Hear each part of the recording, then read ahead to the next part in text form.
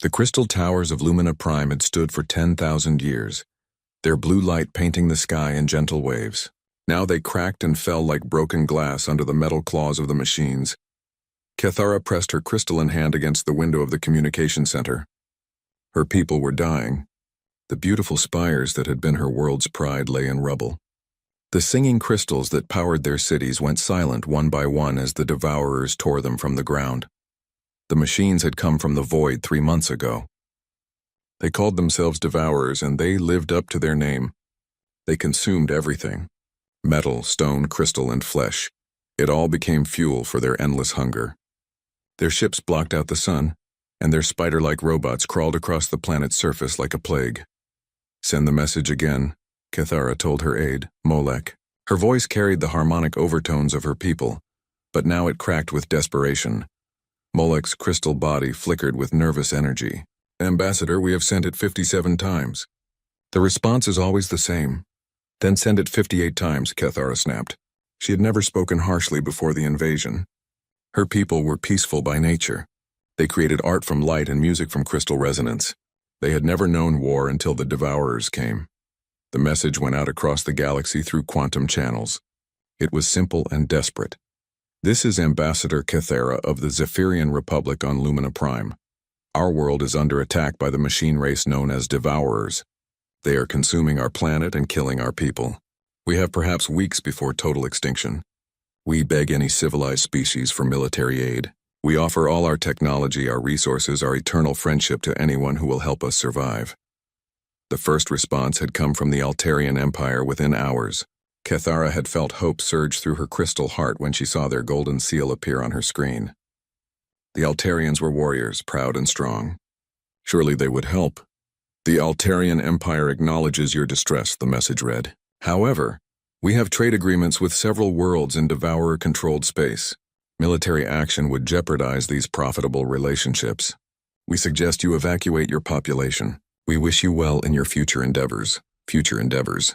As if her people had a future without their home world. The Vorthak Collective responded next. The ancient slug-like beings were known for their wisdom and long view of galactic politics. The collective has observed similar situations throughout history, their message stated. Interference often prolongs suffering rather than ending it. Natural selection applies to civilizations as well as individuals. We will remember your species fondly. Remember them fondly, while they died.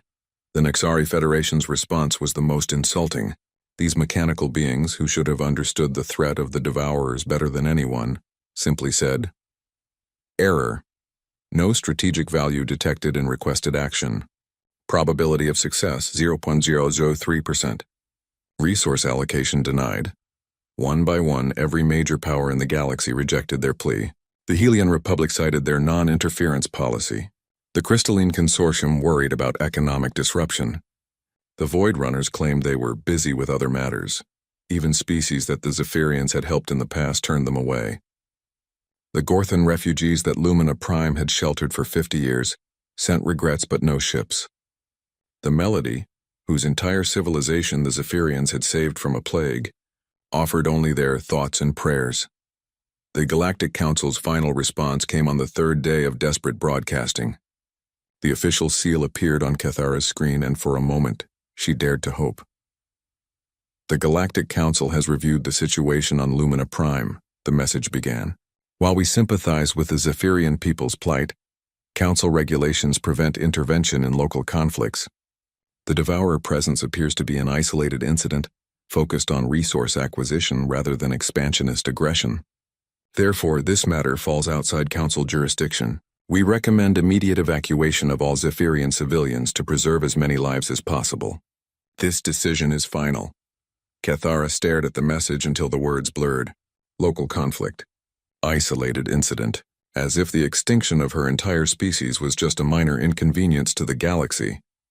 "Ambassador," Molech said softly, "the evacuation ships are ready. We can save perhaps 10% of our population before the Devourers reach the capital." 10%. 9 out of every 10 Zephyrians would die on this world that had been their home for millennia. The crystal caves where their ancestors had first learned to sing with the stones would be stripped bare.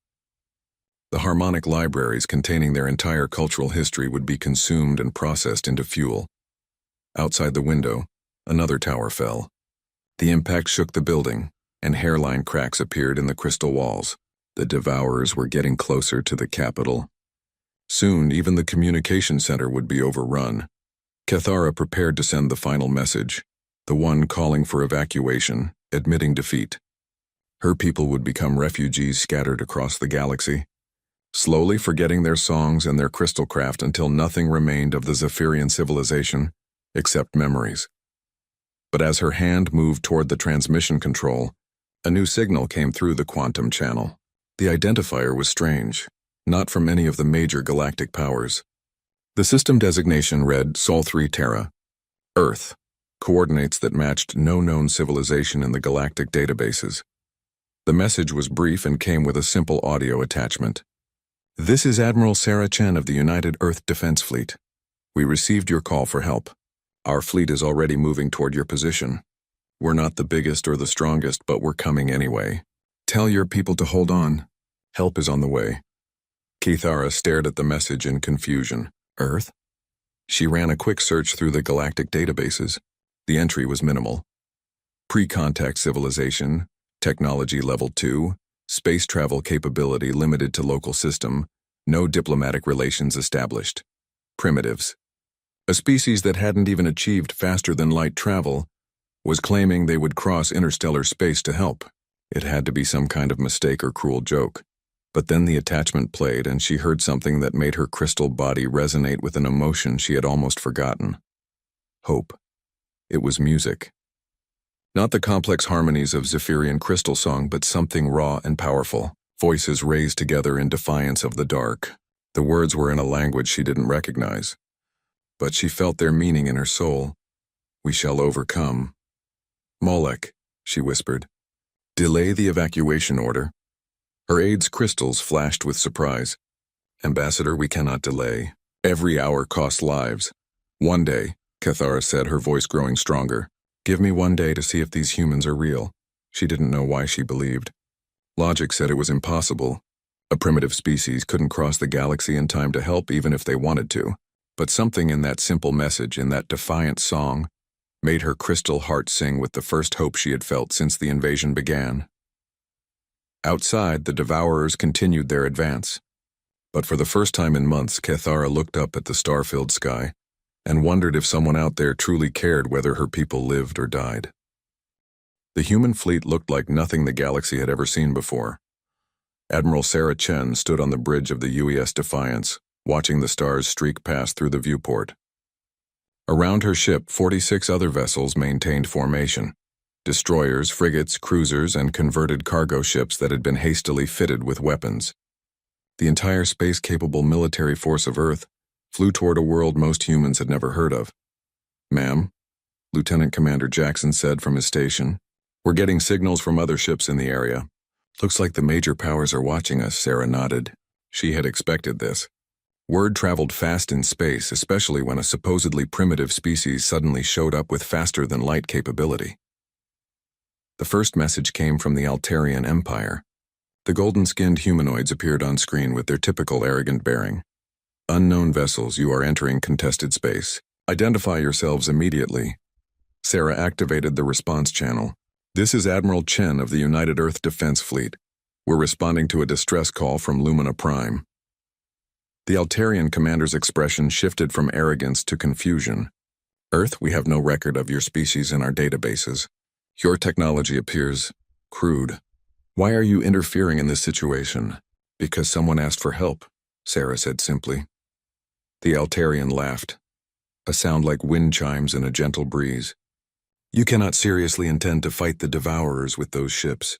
Our military analysts estimate you have perhaps a 0.1% chance of success. Then we'll make the most of that 0.1%, Sarah replied, and cut the transmission. More messages followed. The Vorthak Collective sent warnings about the folly of youth. The Nexari Federation transmitted detailed probability calculations showing why human intervention would fail. The Crystalline Consortium offered to buy salvage rights to the human ships in advance. Each message carried the same undertone: amusement. The galaxy's powers found humanity's gesture touching, but pointless. Some even placed bets on how long the human fleet would last against the Devourers. Dr. Elizabeth Hawkins, the expedition's xenobiologist, joined Sarah on the bridge as they approached the Lumina system. "Admiral, I've been studying the Zephyrian communications. They're not just desperate, they're terrified. Their entire culture is built on harmony and peace. They've never faced anything like this." Sarah studied the tactical displays. The Devourer fleet was massive, over 300 ships of various sizes, all focused on stripping Lumina Prime bare. Her 47 vessels looked pathetic by comparison. "What's our advantage, Doctor?" Hawkins looked puzzled. "Advantage? Ma'am, we don't have any advantages. They outnumber us 7-1. Their technology is superior. Their ships are bigger and better armed." "There has to be something," Sarah insisted. "We didn't come this far to lose." Commander Torres from the UES Valiant joined the conversation via comlink. "Admiral, maybe our advantage is that we're crazy enough to be here at all. Every other species in the galaxy ran from this fight." Sarah smiled grimly. "Maybe that's it. Maybe our advantage is that we're here." The fleet dropped out of faster-than-light travel at the edge of the Lumina system. The sight that greeted them was horrifying.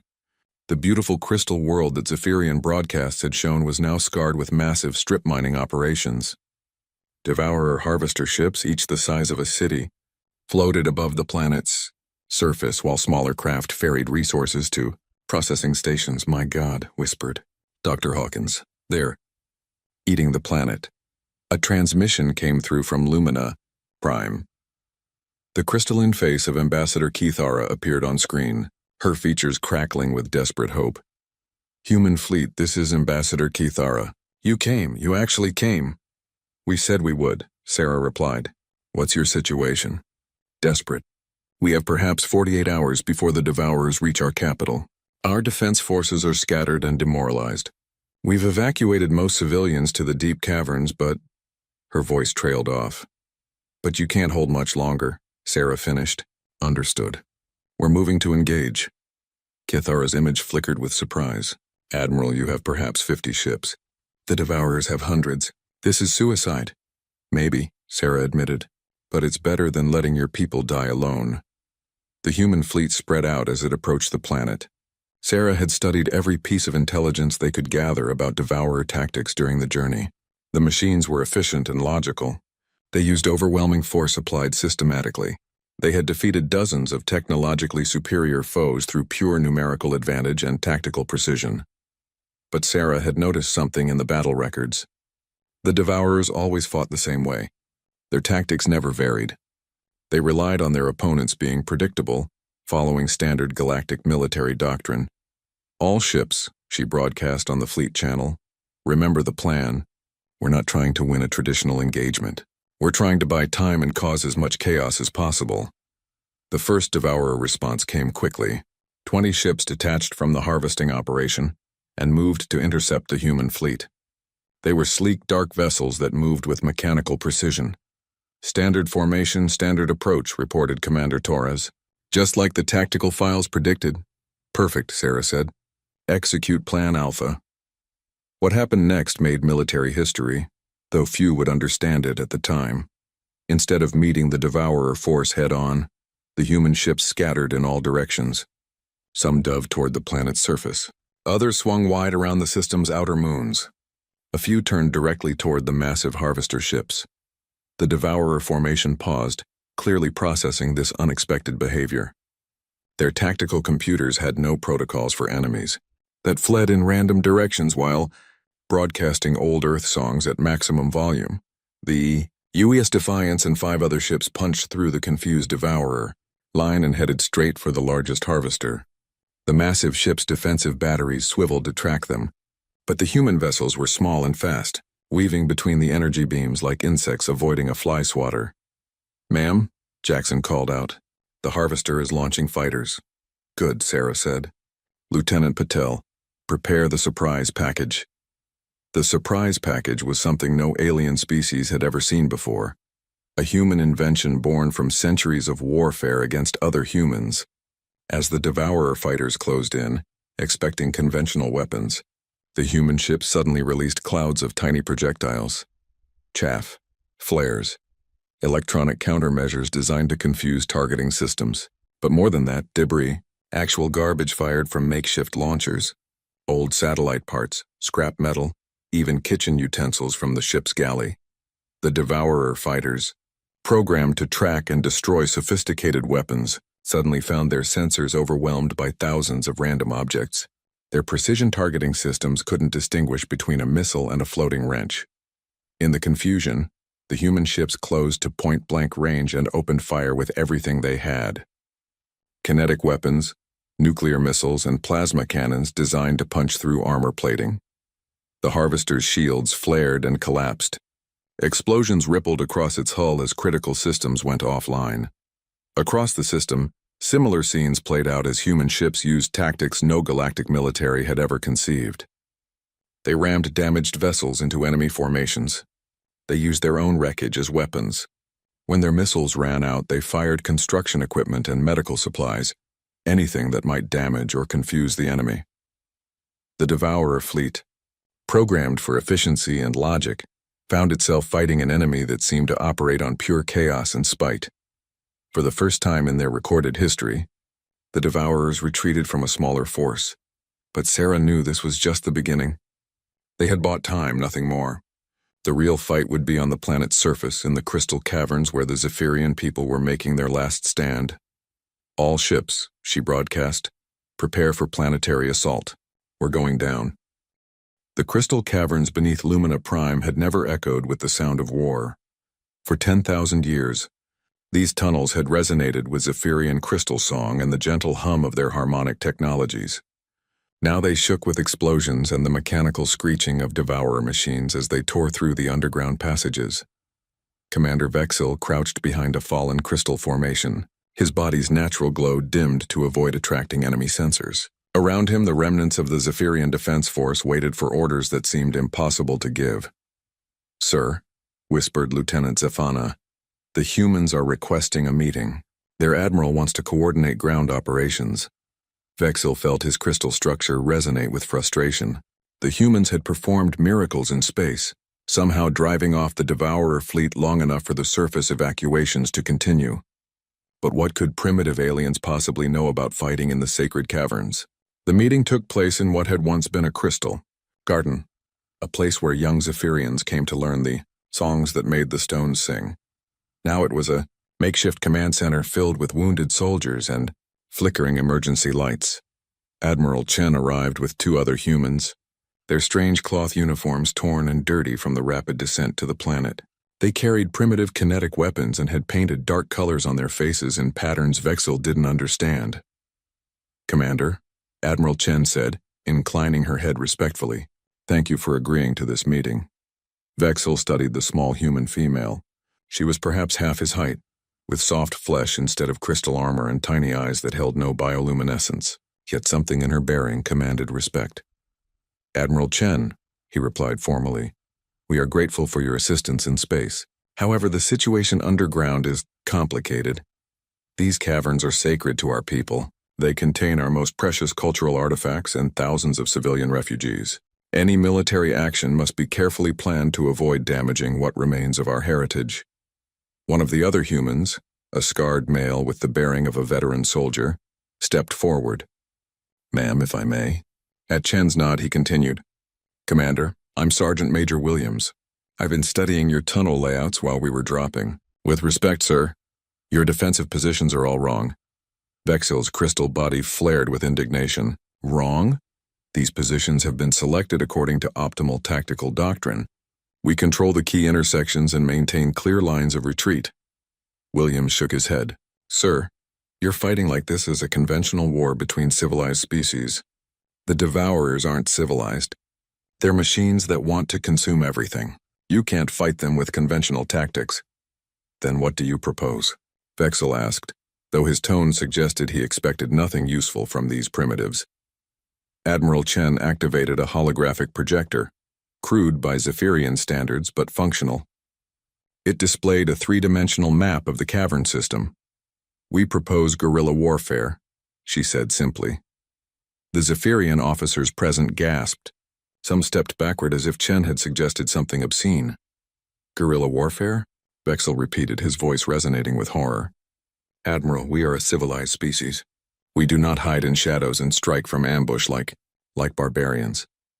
Sergeant Major Williams grinned, showing his teeth, a gesture that seemed predatory to the Zephyrians. Commander, with all due respect, civilization is a luxury you can't afford right now.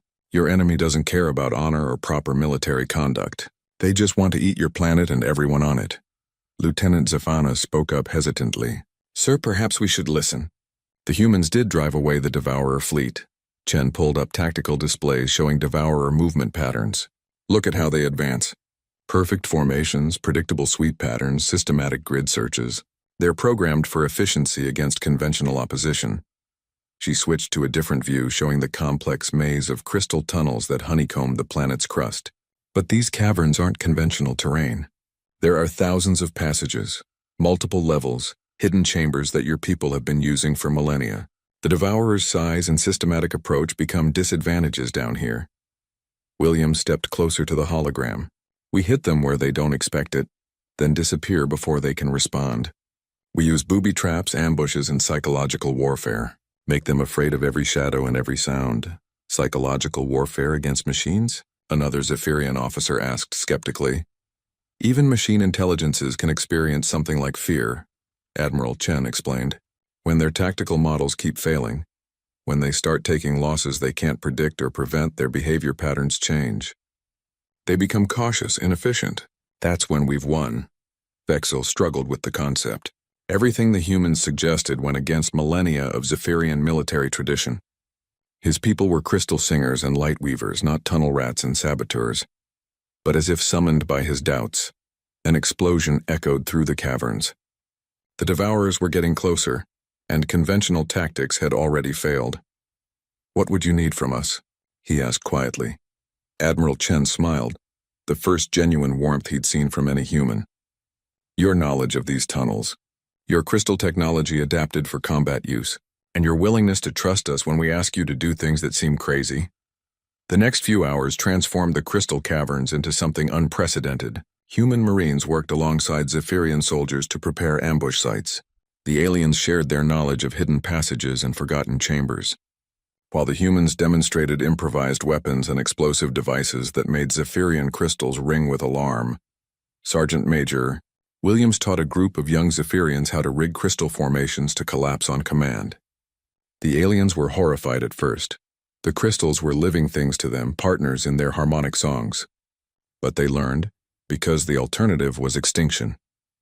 Dr. Elizabeth Hawkins worked with Zephyrian technicians to modify their energy weapons for close-quarters combat. The elegant beam weapons designed for precise, civilized warfare were adapted to fire rapid bursts of cutting energy, crude but effective in narrow tunnels. The first test came sooner than expected. A Devourer assault unit broke through the outer defenses and entered the main cavern system. 6 spider-like machines, each the size of a small building, followed by dozens of smaller hunter-killer units. Under traditional tactics, the Zephyrian forces would have met them at a prepared defensive position. Shields locked, weapons charged, ranks steady. They would have fought bravely and been systematically destroyed. Instead, the caverns erupted into chaos. Crystal formations collapsed without warning, crushing Devourer units in narrow passages. Energy beams lanced out from hidden positions, then vanished before return fire could be directed. Human Marines emerged from side tunnels to attack with explosive charges, then melted back into the maze of passages before the enemy could respond.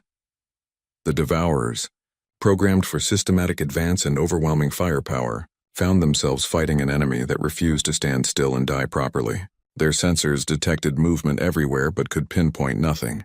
Their tactical computers registered continuous contact but could predict no patterns. In one memorable encounter, Private First Class Rodriguez and a young Zephyrian named Koleth trapped 3 hunter-killers in a dead-end passage. Instead of fighting, they used Zephyrian crystal song to create a harmonic resonance that shattered the cave ceiling. The falling rocks destroyed the machines, but more importantly, the sound echoed through the entire cavern system, a sound that said the planet itself was fighting back. The Devourer advance slowed, then stopped completely. For the first time in their recorded history, the machine seemed uncertain. Commander Vexel found himself fighting alongside Sergeant Major Williams in a crystal chamber that had once been a sacred meditation space. Williams moved through the tunnels like a ghost, appearing to strike at exposed sensors and vanishing before the Devourers could target him. "This is insane," Vexil gasped as they regrouped behind a cluster of singing crystals. "Yes, sir," Williams agreed cheerfully, checking his ammunition. "Completely insane. That's why it's working." Above them, the crystal formations began to glow with renewed light, a sign that the planet's natural systems were stabilizing now that the surface mining had stopped. The humans had bought them time, but Vexil knew this was only the beginning. The real war was about to start. The war in the crystal caverns had been raging for 6 days when Cathara first saw a human die. She was leading a group of civilian refugees through the deeper tunnels when the attack came. A Devourer hunter squad had broken through the defensive perimeter and was systematically hunting down evacuees. The machines moved with terrifying efficiency, their scanners sweeping every hiding place, their weapons charging with the distinctive whine that had become the sound of death on Lumina Prime. Sergeant Maria Santos appeared from nowhere, her dark uniform blending with the shadows between the crystal formations. She carried one of the primitive human weapons, a chunky device that fired metal projectiles with explosive chemical charges, barbaric by galactic standards but effective in the confined spaces of the tunnels. "Get the civilians back," Santos ordered Cathara in broken Zephyrian. The humans had been learning their language through combat, picking up words between firefights and explosions. Cathara herded 15 young Zephyrians deeper into the caverns as Santos opened fire on the approaching Devourers. The sound was deafening in the enclosed space. Not the clean hum of energy weapons, but the brutal roar of chemical explosives propelling metal through the air. The first hunter-killer went down with sparks flying from its damaged sensors. The second turned its attention to Santos, energy beams scoring the crystal walls around her position. She rolled behind a formation, came up firing, and put 3 rounds into the machine's central processor. But there were more coming, always more. Cathara watched from the tunnel entrance as Santos fought a running battle through the crystal garden.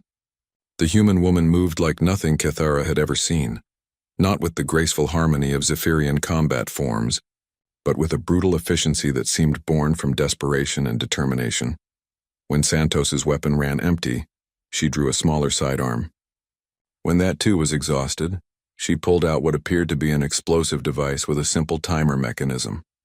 A Devourer spider machine rounded the corner, its multiple weapon arms swiveling toward the huddled Zephyrian children.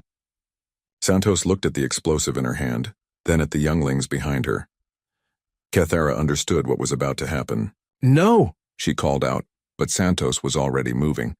The human woman didn't throw the explosive at the enemy machine. Instead, she activated it and dove toward a critical support pillar that held up this section of the cavern roof. The explosion brought down tons of crystal and stone, sealing the passage completely. The children were safe. The Devourers were blocked, and Maria Santos was buried beneath a mountain of debris. Cathara knelt beside the rubble, her crystal body resonating with grief and confusion. Why had the human done this? Santos could have thrown the explosive at the enemy, taken them with her in a glorious death. Instead, she had chosen to sacrifice herself just to save a few alien children she had never met before this war began. Because that's what humans do. Cathara looked up to find Dr. Elizabeth Hawkins standing nearby, her medical kit in hand, though there was clearly nothing to be done for Santos. "I don't understand," Cathara said. Dr. Hawkins sat down beside her, suddenly looking very tired. "Neither do we, most of the time. We just do what needs to be done, even when it doesn't make sense." The battle in the caverns had changed both species in ways neither had expected. The Zephyrians learned to fight dirty, to use improvised weapons and ambush tactics. They discovered they could modulate their crystal song to interfere with Devourer communications, turning their most peaceful art into a weapon of war. The humans, meanwhile, began to understand Zephyrian technology in ways that amazed even the aliens themselves. Private Jenkins figured out how to jury-rig crystal energy cells to power human weapons. Corporal Martinez learned to sing to the crystals in a crude approximation of Zephyrian techniques, coaxing light and power from formations that should have been dormant. But it was the partnership between Commander Vexel and Sergeant Major Williams that truly began. To turn the tide, Williams had been teaching Zephyrian soldiers human combat techniques when he noticed something unusual about their crystal formations. "Commander," he said one day, pointing to a cluster of resonating stones, "your crystals aren't just energy sources, are they?" "They're network nodes," Vexel nodded. "The crystals communicate with each other through harmonic resonance. It's how we've always shared information across great distances." Williams grinned with the expression Vexel had learned meant the human was about to suggest something both brilliant and terrifying. "What if we could use that network against the Devourers?" The plan they developed was unprecedented. Instead of fighting the invaders directly, they would use the planet's own crystal network to coordinate attacks across the entire cavern system. Zephyrian crystal singers would position themselves at key nodes, using their abilities to relay tactical information instantaneously across hundreds of miles of tunnels. It worked better than anyone had hoped. Devourer forces found themselves facing perfectly coordinated attacks from multiple directions. When they adapted to counter one threat, another would emerge from an unexpected angle.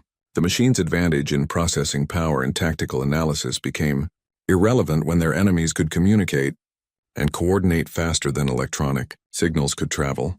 But the Devourers adapted too. They began targeting the crystal formations themselves, trying to disrupt the network that was causing them so much trouble.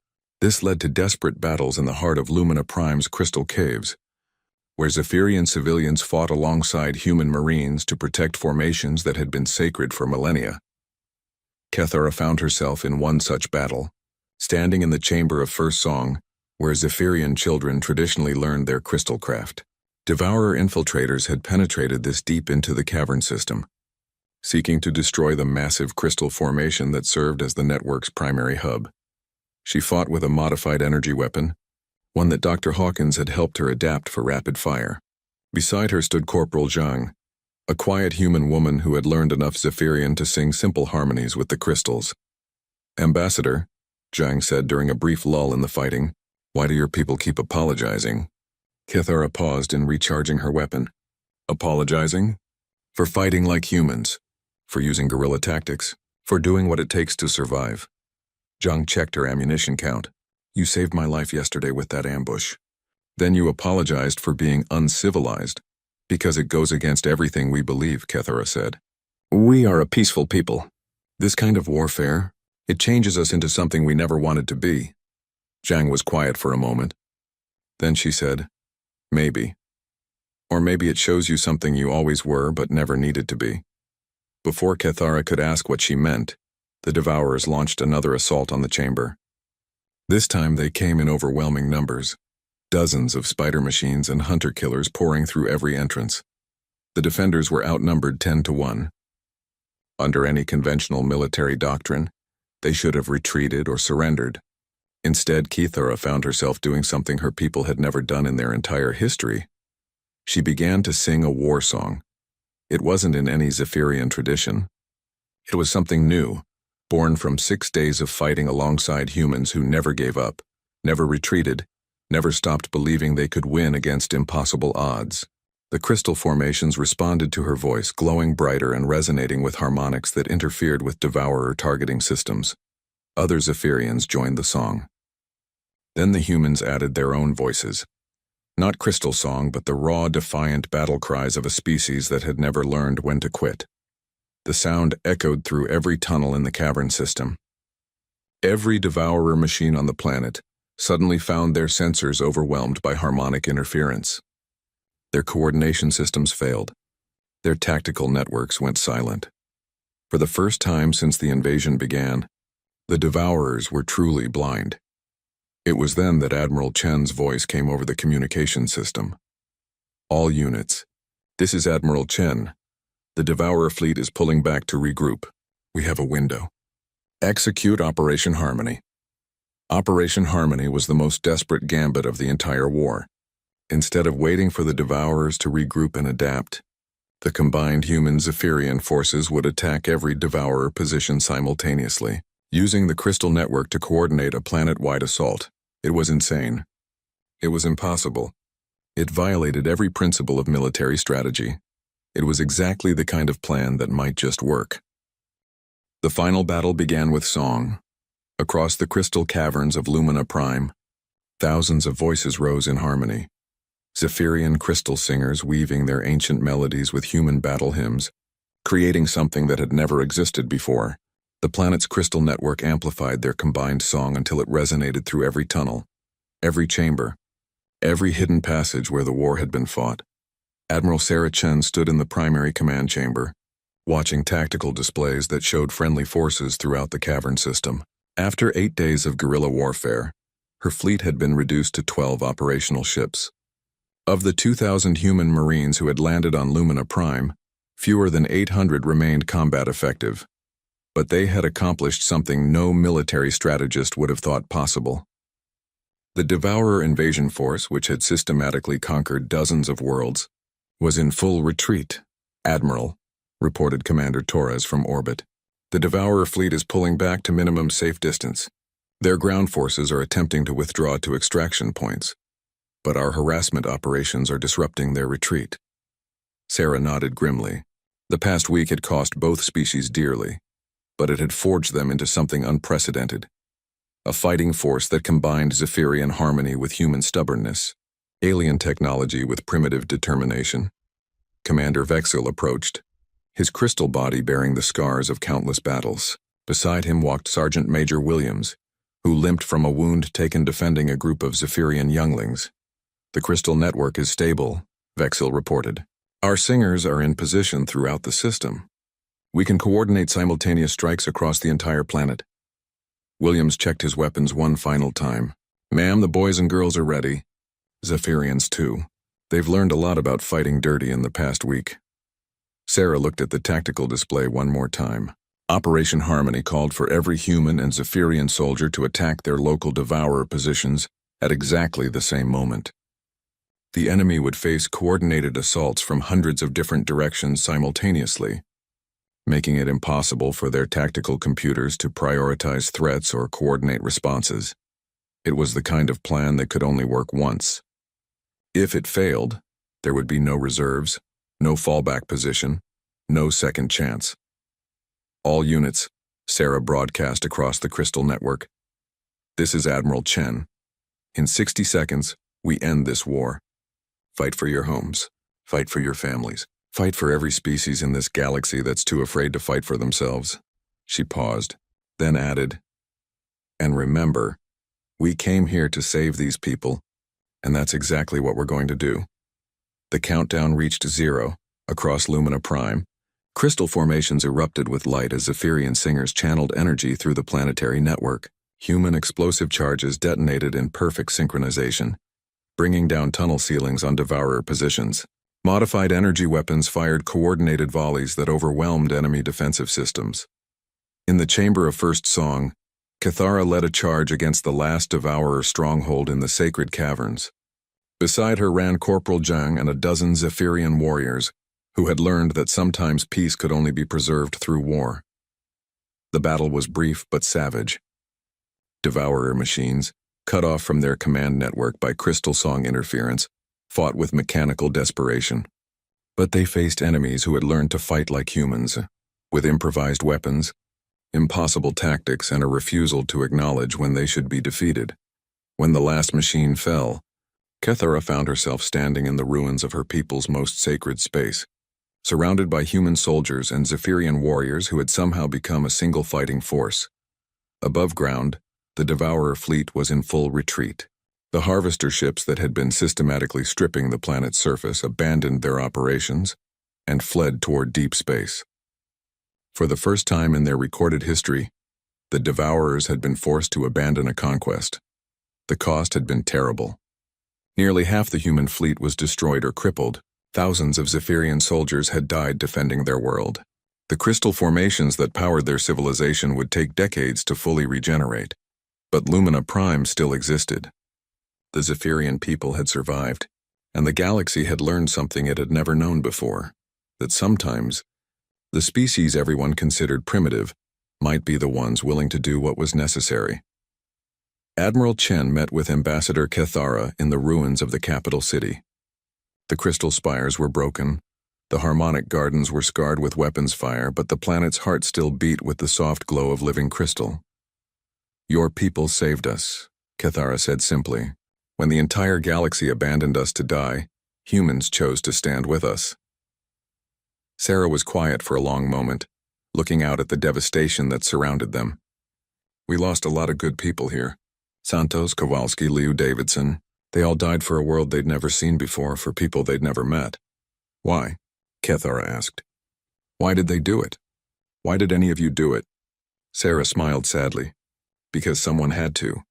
Because it was right. And because when you're facing extinction, you deserve to know that somewhere in this cold universe, someone gives a damn about whether you live or die. The aftermath of the Battle of Lumina Prime sent shockwaves throughout the galaxy. The Galactic Council, faced with evidence that a primitive species had succeeded where all the major powers had failed, was forced to reconsider humanity's status. The Altarian Empire, which had dismissed the humans as irrelevant, suddenly found themselves very interested in establishing diplomatic relations. The Vorthak Collective began studying human military tactics with newfound respect. Even the logical Nixari Federation updated their probability matrices to account for the human variable in future calculations, but the most significant change was in the relationship between humans and Zephyrians. The two species had been forged together in the crystal caverns, learning from each other in ways that transformed both civilizations. Zephyrians discovered that their peaceful nature didn't make them weak. It made their willingness to fight when necessary all the more powerful. They learned that harmony could be found not just in crystal song, but in the bonds forged between warriors who trusted each other with their lives. Humans, meanwhile, gained access to technologies and perspectives that expanded their understanding of the universe. But more importantly, they learned that their greatest strength wasn't their weapons or their tactics. It was their willingness to stand up for others, even when everyone else walked away. The formal ceremony took place 6 months later in the rebuilt Hall of Harmony, where Zephyrian crystal singers had gathered for millennia to share their most important songs. Representatives from across the galaxy attended, as Ambassador Cathara presented Admiral Chen with the Crystal of Eternal Harmony, the highest honor her people could bestow.